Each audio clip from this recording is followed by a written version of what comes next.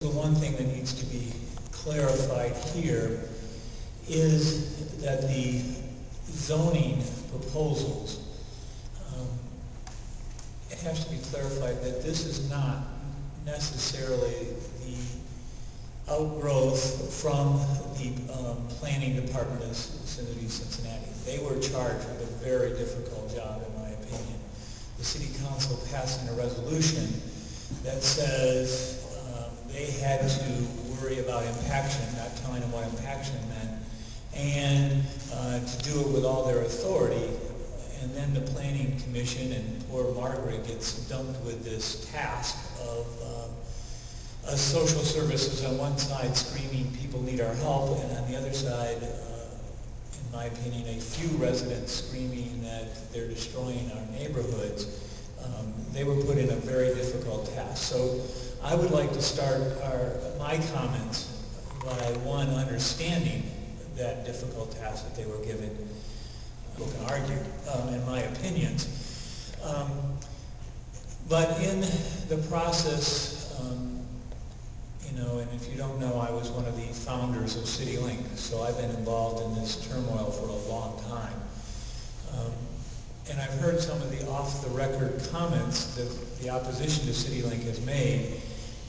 And I feel that the premises behind a lot of these things start with this. Bad people are bad for business. And those were terms I've heard over the last 4 years that I've been involved in this struggle. Bad people are bad for businesses. Then they go to the next premise or their conclusion that social services bring bad people to a neighborhood. Therefore, if we control social services, we can get the bad people out of our neighborhood.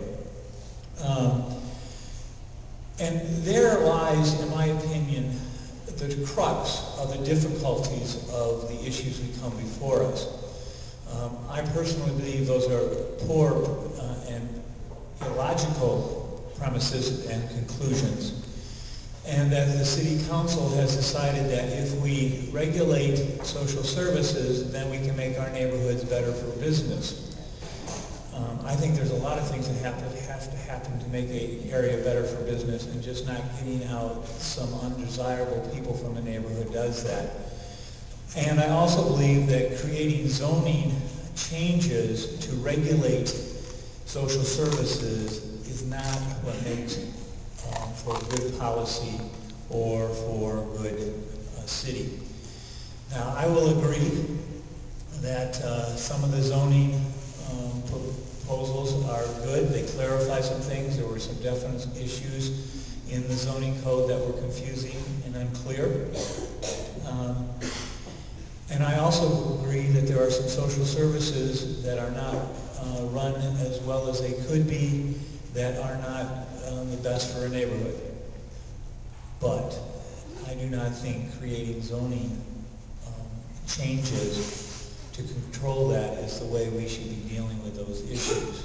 The proposals that Trey has mentioned are 32 changes.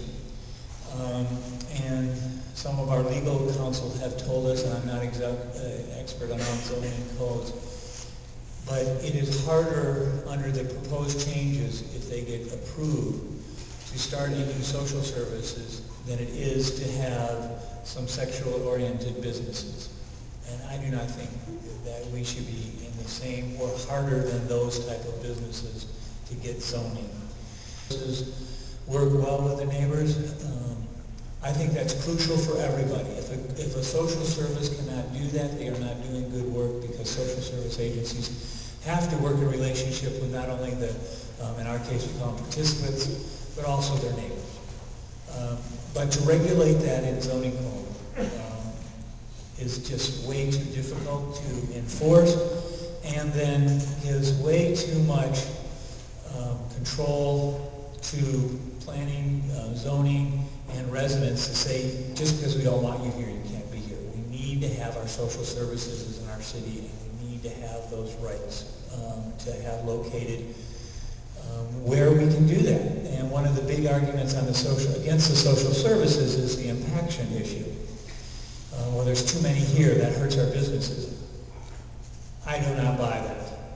Miami, which is held to be one of the top places doing a one-stop shop in our country right now, has $1 million condos going straight across the street from where they're doing their one-stop shop.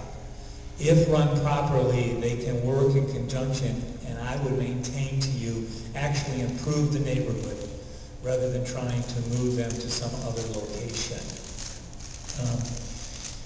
There are economic issues of why it's good to be close and why to have one-stop shops, and there are also collaboration issues that make that very helpful to be close rather than trying to, as some people suggest, well, we should have a percentage, how many people have in a neighborhood, then we should have that many beds there for transitional or shelter or whatever. That becomes very difficult economically for social services to run at any time, let alone a time when our money is drying up. I will switch my talk from social service piece of this to the faith-based element that we're both going to hit on here a little bit. But since my social service agency also ties into faith-based issues, I think we also have to go back to the premise of where these changes are coming from, this suggested definition of religious assembly. First of all, in my opinion, and in some of our legal counsel opinion, this is going against RLUIPA. RLUIPA is the federal law that gives faith-based churches the opportunity to have zoning rights and not be controlled. Our counsel are saying that if this new law goes into effect, the city will be sued often.